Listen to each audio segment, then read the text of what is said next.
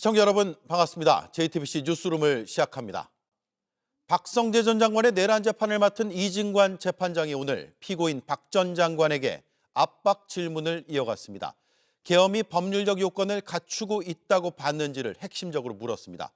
계엄 관련 지시와 명령에 따를 생각이 없다며 사표를 냈던 류혁 전 법무부 감찰관이 증인으로 나왔습니다.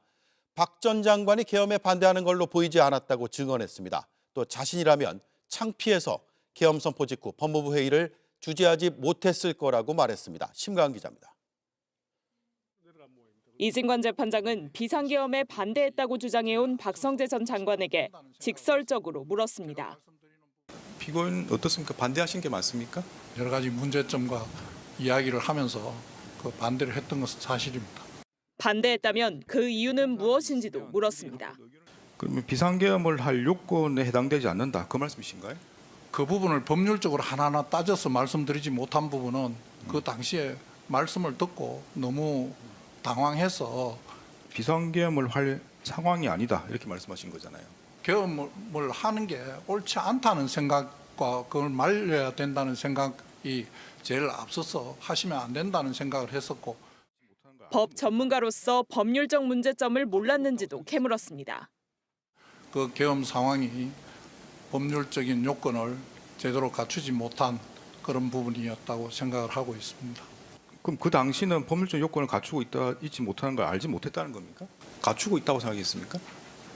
옳다 그러다고 판단할 상황에 있지를 못했다는 말씀을 드리는 겁니다. 오늘 재판 증인으로는 비상계엄 선포 직후 법무부 간부회의에 들어간 류혁 전 법무부 감찰관이 나왔는데 박 전 장관이 계엄에 반대하는 걸로 보이지 않았다고 했습니다. 나도 지금 이 상황이 무슨 상황인지 모르겠어. 우리가 어떻게 해야 될지 좀 논의를 해봅시다. 라고 얘라도 얘기를 했어야 되는데 전혀 그런 거 없었거든요. 저라면 창피해서라도 회의 주재 못합니다. 국무회의 등 계엄 선포 전후 상황을 본 사람으로서 문제의식을 더 가졌어야 한다고 꼬집기도 했습니다. JTBC 심가은입니다. 12.3 비상계엄 당시 JTBC 등 언론사에 단전단수를 지시한 혐의 등으로 기소된 이상민 전 장관의 1심 선고가 생중계됩니다. 3대 특검이 기소한 사건 중 선고가 생중계되는 건 4번째로 선고 공판은 오는 목요일 오후 2시에 열립니다. 이 전 장관은 윤석열 전 대통령의 불법적인 계엄 선포를 사실상 방조하고 내란에 순차적으로 가담한 혐의를 받습니다. 윤 전 대통령에 대한 헌재 탄핵 심판 변론에서 단전 단수 지시를 부인하는 등 위증한 혐의도 있습니다. 김건희 씨에게 공천 대가로 1억 4천만 원 상당의 그림을 선물한 혐의로 재판에 넘겨진 김상민 전 검사가 1심에서 일부 무죄를 선고받았습니다. 김건희 씨 집사로 알려진 김혜성 씨도 무죄와 공소기각 판결을 받고 풀려났습니다. 윤정주 기자입니다. 김상민 전 검사는 김건희 씨에게 2024년 총선 공천을 부탁하기 위해 이유한 화백 그림을 선물했다는 청탁금지법 위반 혐의 등으로 구속 기소됐습니다. 김건희 특검은 그림 대금 1억 4천만 원을 김 전 검사가 냈고 오빠 김진우 씨를 거쳐 김건희 씨에게 그림이 전달된 것으로 봤습니다. 그런데 1심 재판부 판단은 달랐습니다. 재판부는 특검이 제출한 증거만으론 구매 대금을 김진우가 부담했을 가능성을 배제하기 어렵다며 김 전 검사에 대해 무죄를 선고했습니다. 여사에게 그림을 주러 갔었는데 엄청 좋아하셨다고 들었다는 미술품 중개업자의 진술도 신빙성을 인정하기 어렵다고 판단했습니다. 다만 김 전 검사가 총선 당시 사업가 김모 씨에게 차량 대여비 등 4,200만 원을 받은 혐의는 유죄로 보고 징역 6개월에 집행유예 1년을 선고했습니다. 이른바 집사 게이트 당사자로 해외 도피 의혹까지 있었던 김혜성 씨도 같은 날 일부 무죄와 공소기각 판결을 받았습니다. 김 씨는 김건희 씨와 친분을 이용해 대기업에게 투자받은 48억 원을 횡령했다는 혐의로 기소됐는데 1심 재판부는 절반가량인 24억 원에 대해선 범죄 증명이 부족하다며 무죄를 선고했습니다. 나머지 횡령액은 김건희 씨와 관련 없는 것으로 보고 특검 수사 대상이 아니라 판단했습니다. 특검은 관련 법리와 증거에 비춰 수긍하기 어렵다며 곧바로 항소 의사를 밝혔습니다. 지난달 양평고속도로와 관련한 국토부 서기관의 뇌물 사건을 비롯해 특검이 김건희 씨와 연결고리를 밝혀내지 못해 공소기각이나 무죄가 선고되는 사례가 잇따르고 있습니다. JTBC 윤정주입니다. 법원이 감치 결정까지 한 김용현 전 장관 변호인들의 법정 질서 위반을 대한변호사협회가 징계 사유로 인정하지 않았습니다. 유튜브에서 재판장을 향해 욕설한 변호사에 대해서만 징계 절차에 들어가기로 했습니다. 제 식구 감싸기 아니냐는 지적이 나오고 있습니다. 여도영 기자입니다. 증인인 김용현 전 장관을 따라 한덕수 전 총리 재판에 나온 김 전 장관 변호인 2명은 법정 질서 위반으로 감치 결정을 받았습니다. 이 법정은 방청권이 있어야만 볼 수가 있습니다. 퇴정하십시오. 지금 하시면 감시합니다. 나가십시오. 말씀하시면 감시합니다. 자, 감시합니다. 재판장을 향해 감사하다는 말도 했습니다. 둘은 각각 감치 15일을 받았고 권우현 변호사는 감치 재판 과정에서 감치 5일을 추가로 받았습니다. 권모라는 자는 재판부를 향해서 해보자는 거냐, 공수처에서 봅시다. 이렇게 진술을 했습니다. 이 변호사는 감치돼 있고 권 변호사는 집행을 앞두고 있습니다. 하지만 대한변호사협회는 법원과 전혀 다른 결정을 내렸습니다. 법정 질서 위반 부분은 징계 사유가 되지 않는다고 판단했습니다. 방어권 차원이란 변호사들의 주장을 받아들인 것으로 알려졌습니다. 다만 이하상 변호사가 유튜브에서 재판장을 향해 욕설한 건 징계 절차에 들어가기로 했습니다. 이진관이 놈 죽었어 이거. 여러분들 이진관이가 벌벌벌 떠는 걸 보셨어야 돼요. 걔 약한 놈입니다. 그거 진관이. 검찰이 징계 개시를 신청한 김 전 장관의 또 다른 변호인 유승수 변호사도 변협의 징계 대상에서 빠졌습니다. JTBC 여도현입니다. 정청래 대표 측 이성윤 의원이 쌍방울 측 변호사로 일했던 전준철 전 검사를 특검에 추천한 것에 대해 민주당 친명계에서 제2의 체포동의안 가결 시도라는 거센 발언이 나왔습니다. 정 대표가 누를 끼쳐 죄송하다며 거듭 사과했지만 합당 제안에 이어 특검 추천 논란까지 충돌 상황이 가라앉지 않고 있습니다. 박사라 기자입니다. 조국 혁신당과의 합당 제안을 놓고 정청래 대표에게 공개 반발해온 최고위원들. 한 목소리로 전준철 변호사 특검 추천 논란을 비판했습니다. 분명한 사고입니다. 이 문제는 변명으로 덮을 수 있는 일은 아닙니다. 제 상식과 원칙, 당원으로서 제 신념으로는 도저히 납득이 되지 않습니다. 대북 송금 사건에서 이재명 대통령에게 불리한 진술을 한 쌍방울 김성태 전 회장 측 변호인을 어떻게 추천할 수 있냐는 겁니다. 우리 당과 대통령에게 심각한 정치적 부담을 주는 행위였으며 제2의 체포 동의안 가결 시도와 다름없다는 게 2023년 9월 당대표였던 이 대통령에 대한 체포동의안이 민주당 이탈표로 가결된 만큼 이번 추천 역시 배신이라는 취지입니다. 정 대표는 고개를 숙였습니다. 오늘 다시 한번 대통령께 누를 끼쳐드린 점에 대해서 대단히 죄송하다라고 다시 한번 사과의 말씀드립니다. 하지만 전 변호사를 추천한 친청 이성윤 최고위원은 전 변호사의 이력에 대해 오해가 있다고 주장하며 빈축을 샀습니다. 마치 정치적 음모가 있는 것처럼 있지도 않은 의혹이 확산되는 데 대해 매우 안타깝게 생각합니다. 지금 제 대변인처럼 이야기하고 이번 일로 청와대와 여당 지도부 간 불편한 기류가 노출된 가운데 민주당은 내일 의원총회를 열고 합당에 대한 의견을 정리합니다. 지도부 사정을 잘 아는 한 의원은 JTBC에 별도 논의기구를 만들어 지방선거 이후에 판단하자는 의견이 해결책으로 거론되고 있다고 말했습니다. JTBC 박사라입니다. 외교안보 분야를 시작으로 국회가 사흘간 대정부 질문을 시작했습니다. 첫날부터 현안에 대한 깊이 있는 논의는 잘 보이지 않았습니다. 그 자리를 채운 건 인신공격과 모욕적인 발언, 기싸움이라는 평가가 나왔습니다. 신진 기자입니다. 이재명 정부 2년 차에 이뤄진 대정부 질문. 국민의힘은 책임 있는 질문을 하겠다고 공언했습니다. 유치하고 근거 없는 정쟁 발언은 하지 않겠습니다. 하지만 현안과 관련 없는 인신공격과 모욕이 이어졌습니다. 이렇게 눈구렁이처럼 넘어가려고 하지 마시고 이게 눈구렁이라는 표현은 취소해 주십시오. 예의를 지키라는 고성과 고함이 오갔지만 그때뿐이었습니다. 아무것도 모르시는 총님이 나와가지고 지금 정청래 대표님이랑 한판 붙으실 생각만 하시느라 국정 운영 아예 생각 못 하십니까? 신경 쓰실 여유가 없으십니까? 질문다운 질문을 하십시오. 미국의 관세 인상 압박에 대해 정부가 역할을 하지 못했다는 비판에도 가짜뉴스에 가까운 주장을 얹었습니다. 왜 미국 정치권에서 반미 친중 정부라는 그런 소리가 공공연하게 들려옵니까? 우리 군을 모욕하는 발언이 나오자 김민석 총리는 대답하기를 거부했습니다. 기강도 없고 훈련도 없고 모든 게 없고 딱 하나 있는 게 김정은 심기 보좌밖에 없습니다. 기본은 지키십시오. 어디다 대고 갖고 대한민국 국군에 대해서 아무것도 대한민국의 없다고 안보를 사과하십시오.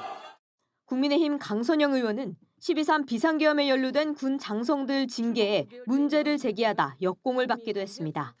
실제 정확한 내용도 모르고 명령받은 군인들의 싸우려는 의지를 꺾어서 무엇을 얻으려는 겁니까? 한 번이라도 계엄과 내란에 대해서 진지하게 잘못됐다라고 말씀하신 적이 있는지 먼저 확인하고 싶고.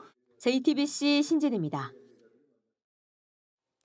지난 주말 경주 문무대왕면에서 큰 산불이 발생했었죠. 화재 원인을 두고 근처 주민들은 산 위에 송전탑을 지목했습니다. 송전탑에서 펑 소리가 난 직후 불이 시작됐다는 겁니다. 한전 측은 송전 설비 운영에 문제가 없었다는 입장입니다. 윤두열 기자가 현장에 다녀왔습니다. 소방 헬기가 쉴 새 없이 물을 퍼다 뿌립니다. 해병대원들이 갈고리를 들고 산을 오릅니다. 주말 사이 축구장 76개 면적을 모조리 태운 경북 경주 산불 현장에선 오늘도 잔불 진화 작업이 이어졌습니다. 끄는데도 또 중간에 또 나고 오늘도 또 났잖아요. 오늘 저 위에도. 여기도 오늘 또 났거든요. 불이 꺼진 산은 이렇게 새카맣게 타버렸습니다. 검게 그을린 능선을 따라 올라가 보면 산 정상에 송전탑이 있습니다. 주민들은 이 송전탑 쪽에서 지진이 난 듯 굉음이 들렸다고 했습니다. 잠시 뒤 불이 났다는 대피 방송이 나왔고 서둘러 나와 보니 송전탑 쪽에서 불이 나고 있었다고 말했습니다. 국내 이렇게 하니까 피를 들어보니까 저 철탑에 뭐 이렇게 빙 돌려서 불이 있었어요. 한전 측은 당시 송전 설비는 정상적으로 운영됐고 정전도 없었다는 입장입니다. 경찰과 소방당국 그리고 경주시는 송전탑 화재 가능성을 포함해 정확한 원인을 조사하겠다는 계획입니다. 이런 가운데 오늘 경남 양산에서도 산불이 나 주민 120여 명이 대피했습니다. 영남과 동해안 지역에 건조한 날씨가 계속되는 가운데 강풍까지 더해지면서 산불 피해에 대한 우려가 커지고 있습니다. JTBC 윤두열입니다. 네, 오늘 주택 화재도 잇따랐습니다. 서울 은평구의 한 아파트에선 냄비에서 시작된 걸로 추정되는 불이 집 전체로 번졌는데 50대 남성이 불을 피하다가 숨졌습니다. 경기 용인에서도 온풍기가 원인으로 보이는 화재가 발생해 일가족 3명이 다쳤습니다. 김서하 기자가 보도합니다. 소방관들이 아파트 안으로 진입합니다. 내부는 온통 새카맣게 그을렸습니다.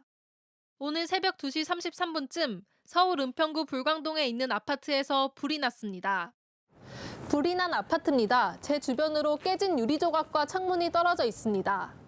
주민 25명이 대피했고 불이 난 9층에 살고 있던 50대 남성이 대피 중 추락해 숨졌습니다. CCTV를 아들이 달아놓고 갔는데 냄비에 뭐 올려놓고 누워 계시는 것까지는 달랐더라고요. 네, 창문에서 이렇게 뛰는 것 같아요. 소방은 거실에서 화재가 발생한 것으로 보고 정확한 원인을 조사하고 있습니다. 오늘 오전 8시 20분쯤에도 경기 용인시 기흥구의 단독주택에서 불이 났습니다. 3층짜리 주택이 온통 하얀 연기로 뒤덮였습니다. 40대 어머니가 2층에서 대피하던 중 떨어져 다리에 골절상을 입었고 10대 아들 2명은 가벼운 부상을 입었습니다. 소방은 아버지가 1층에 온풍기를 틀어놓고 나갔다는 진술을 토대로 정확한 화재 원인을 조사 중입니다. 지난 주말 수도권에는 건조특보가 내려진 데다 한파와 강풍까지 겹치며 화재 위험이 급증했습니다. 소방 관계자는 강추위로 난방기구 사용이 늘고 있다며 외출할 땐 전원을 끄고 문어발식 콘센트 사용을 금지하는 등 안전수칙을 반드시 지켜달라고 당부했습니다. JTBC 김서아입니다. 오늘 오전 11시 4분 경기도 가평군 일대에서 비상 착륙 대비 훈련을 하던 육군 헬기가 추락했습니다. 조종을 하던 준이 2명이 심정지 상태로 발견돼 병원으로 옮겨졌지만 끝내 숨졌습니다. 헬기가 추락한 곳은 마른 하천이라 주민들의 피해는 없었습니다. 사고 헬기 기종은 코브라 AH-1S로 1988년 도입됐습니다. 육군은 기체 결함 등 모든 가능성을 열어놓고 원인을 파악하고 있다고 밝혔습니다. 쿠팡 수사 외압 의혹을 받고 있는 엄희준 검사가 상설특검에 다시 소환됐습니다. 취재진이 쿠팡과의 유착 의혹을 묻자 전혀 없다며 영어로 답했습니다. 자신이 무혐의로 지휘한 쿠팡 사건을 특검이 기소한 것에 대해선 그런 판단 자체가 이례적이라고 주장했습니다. 직권남용인지 아닌지 특검이 곧 결론 짓습니다. 김일환 기자입니다. 쿠팡 수사 외압 의혹의 핵심 피의자 엄희준 전 부천지청장이 오늘 다시 소환됐습니다. 유착관계 그런 건 전혀 없습니다. 그러면 사건 관련해서 쿠팡 측과 소통하신 적 아예 없다는 전혀 없습니다. 예, absolutely nothing. 쿠팡이 일용직 노동자들에게 불리하도록 취업 규칙을 바꿔 퇴직금을 주지 않은 사건을 불기소 처리했는데 이 결정에 어떤 외압이나 유착이 없었다고 강조하며 영어를 쓴 겁니다. 특검은 지난 3일 엄 검사가 무혐의 지휘한 엄성환 전 쿠팡 풀필먼트 대표를 기소했습니다. 노동자의 권익 침해 시도로 회사 이익을 추구한 중대 사안이라 규정하고 엄 검사의 불기소 결정이 매우 부당했다고 판단했습니다. 부천지청은 수사 과정에서 엄 전 대표를 한 차례도 소환하지 않고 무혐의 처분했습니다. 그런데 엄 검사는 되레 특검의 결정을 저격하는 듯한 말도 했습니다. 특검 스스로 자평하셨듯이 이정표가 되는 기소라고 하셨습니다. 이정표라는 건 결국 그만큼 또 이례적이라는 의미도 포함하고 있으니까요. 특검은 당시 부천지청 지휘부의 직권 남용 혐의에 대해 곧 결론을 내립니다. JTBC 김일환입니다. 대형마트 새벽 배송을 허용하는 논의가 급물살을 타고 다른 새벽 배송 업체들도 공격적으로 나서면서 쿠팡의 대체제 자리를 선점하기 위한 경쟁이 치열해졌습니다. 다양한 선택지가 생기면 소비자 입장에서 나쁠 리는 없지만 골목 상권과 배송 노동자 건강권의 보호책이 함께 논의돼야 한다는 목소리가 나옵니다. 박소영 기자입니다. 세계에 고르고 선명한지 상처난 데는 없는지 이리저리 꼼꼼히 살펴보며 과일과 채소를 쇼핑카트에 담습니다. 장보기 전문 직원들이 온라인으로 주문한 고객을 대신해 직접 장을 보는 겁니다. 과일은 신선도랑 당도가 중요하기 때문에 앞뒤로 한 번씩 확인하면서 예쁜 거로 우리 집 장 보듯이 내 거 고르듯이 이렇게 피킹하고 있습니다. 14년 동안 묶여 있었던 대형마트 새벽 배송이 허용되면 영업이 끝난 새벽 시간에도 마트에서 집 앞까지 배송이 가능해집니다. 고객들은 쿠팡 외에 새로운 선택지가 생겨 환영하는 분위기입니다. 다양화가 좀 될 수 있을 것 같아요. 더 좋은 제품을 더 저렴한 가격을 살 수도 있고 새벽 배송만 운영해왔던 컬리앤마트는 오후 3시 전까지 주문하면 자정까지 배송되는 당일 배송을 도입해 배송 경쟁력을 강화합니다. 마트업계는 연 거래액이 50조 원에 육박하는 유통공룡 쿠팡의 성장 배경으로 지목된 규제가 뒤늦게나마 해소될 수 있을지 기대하고 있습니다. 온라인 배송이 가능했다면 포플러스는 지금 상황까지 오지 않을 수도 있었을 것으로 생각이 됩니다. 가장 적극적이었고 그랬다면 체질 개선이 이루어졌을 거고요. 다만 전통시장 등 골목상권과의 상생 방안은 과제로 남아 있습니다. 전통시장, 상인들의 생존권과도 관련이 있는 문제인 만큼 이 부분에 대한 보완을 확실하게 하자고 당에서 요구도 했고 그동안 새벽 배송의 부작용으로 지적돼 온 배송 노동자의 건강권 보호 대책 역시 함께 마련해야 할 과제로 꼽힙니다. JTBC 박소연입니다. 소비자에게 물가 부담을 지운 먹거리 독과점 업체들이 5천억 원대 탈세 혐의로 세무조사를 받게 됐습니다. 사다리 타기로 가격 인상 순서를 정해 밀가루 값을 40%나 올려 폭리를 취했습니다. 용량을 줄이는 식으로 가격을 올리기도 했습니다. 어떤 업체들인지 보시죠. 김현지 기자입니다. 이번 국세청 세무조사엔 이재명 대통령이 물가 불안을 야기하는 사례로 지적한 밀가루 업체들의 담합이 포함됐습니다. 독과점 상황을 악용해가지고 우리 국민들에게 고물가를 강요하는 이런 현장의 문제는 국가 공권력을 총동원해서 반드시 시정하기를 바랍니다. 대한제부는 다른 업체들과 사다리 타기로 가격 인상 순서를 모의하는 수법으로 담합해 밀가루 값을 44.5%나 올렸습니다. 그렇게 번 돈 중에 일부는 명예회장 장례비와 사주일가 스포츠카 수리비 대납에 썼다는 게 국세청의 설명입니다. 간장과 고추장 등을 만드는 샘표식품은 원재료 국제 가격이 떨어지는데도 주요 제품 가격을 10% 이상 인상했습니다. 이로 인해 지난해 영업이익이 수백억 원으로 300% 이상 폭증했습니다. 하지만 이마저도 부당하게 소득을 축소한 금액인 것으로 드러났습니다. 사주자녀 법인으로부터 포장 용기를 비싸게 사들이거나 다른 계열사에 고액의 임차료를 준 겁니다. 또 다른 분식 프랜차이즈 가맹본부는 원재료비 인상을 이유로 가격을 11% 인상하고 용량을 줄이는 슈링크플레이션으로 마진을 높였습니다. 이번 4차 세무조사에서도 가격 담합, 독과점으로 먹거리 생필품 등 장바구니 물가 상승을 유발하고 정당한 세금을 회피하는 업체에 대해 강도 높은 세무 검증을 하겠습니다. 국세청은 이번 세무조사 대상 업체는 14곳이며 전체 탈루 혐의 금액은 약 5천억 원이라고 밝혔습니다. JTBC 김현지입니다. 다카이치 총리의 인기에 힘입어 일본 중의원 선거는 집권 자민당의 압승으로 끝났습니다. 과반을 넘어 역대 최다 의석을 확보한 만큼 강한 일본을 내세운 다카이치표 정책에 힘이 실리게 됐는데요. 우리로선 우려되는 부분도 있습니다. 도쿄 정원석 특파원입니다. 집권 자민당의 유례 없는 압승이었습니다.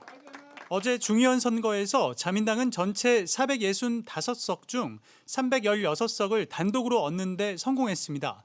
단일 정당이 중의원 의석의 3분의 2 이상 차지한 건 전후 일본에서 처음입니다. 특히 개헌안 발의에 필요한 310석을 넘기면서 수건인 헌법 개정에도 한 발짝 다가섰습니다. 国の理想の姿を物語るのは憲法です。この国の未来をしっかりと見据えながら憲法改正に向けた挑戦も進めてまいります。 당장 다카이치 정권은 핵무기 보유와 반입, 제조를 금지한 비핵 3원칙이 포함된 3대 안보 문서 개정뿐 아니라 무기 수출 규제 완화 등도 밀어붙일 것으로 보입니다. 戦略3文書を前倒しで改定し、安全保障政策を抜本的に強化します。自らの国を自らの手で守る。その覚悟なき国を誰も助けてくれはしません。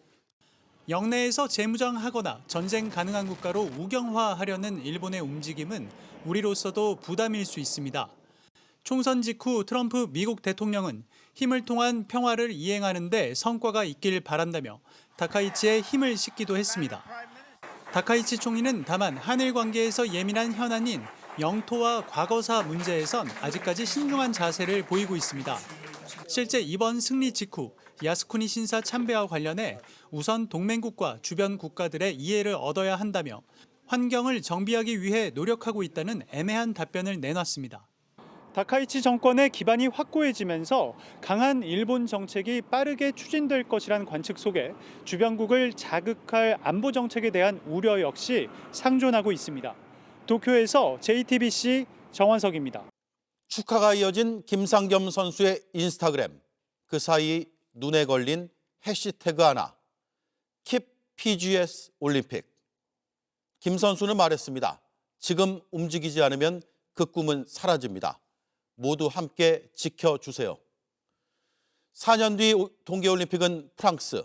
그런데 스노보드 평행 대회전은 존폐 기로에 섰습니다. IOC는 비용과 보편성, 성평등 등을 고려해 종목을 평가하는데 아직 보류 상태입니다. 이 종목의 특징은 뚜렷합니다. 오랜 시간 쌓은 기량이 끝내 빛을 보는 대기만성형 무대. 동시에 30, 40대 베테랑과 젊은 신예가 0.01초를 놓고 맞서는 무대. 시간이 증명하는 가치, 세대를 잇는 경쟁은 그 자체로 올림픽 정신에 닿아 있지 않을까. 판단은 IOC의 몫이고 그 고민의 무게는 가볍지 않을 것입니다. 동시에 젊음을 바쳐 외길을 달려온 선배들과 그 뒤를 따르려는 후배들이 올림픽에서 스노보드 평행 대회전을 지켜달라고 외치는 그 한마디 역시 결코 가볍지 않습니다. Keep PGS 올림픽 앵커 한마디였습니다. 네, 뉴스룸 내일은 10시, 밤 10시에 시작합니다. 그리고 은메달을 선사한 김상겸 선수가 귀국 직후에 뉴스룸 스튜디오를 찾습니다. 쇼트트랙 중계 끝나고 밤 10시에 뉴스룸에서 뵙겠습니다. 고맙습니다.